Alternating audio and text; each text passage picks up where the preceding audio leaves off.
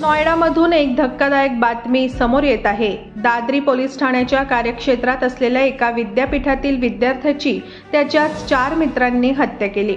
मृत विद्यार्थ्याचे नाव यश मित्तल असून तो सोमवारपासून बेपत्ता होता।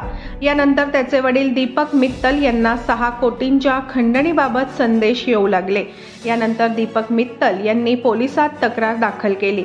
पोलिसांनी केलेल्या तपासात हे धक्कादायक सत्य समोर आले आहे। दीपक मित्तल यांच्या तक्रारीनंतर पोलिसांनी विद्यापीठाच्या वसतिगृहातील सीसीटीव्ही चित्रण तपासले।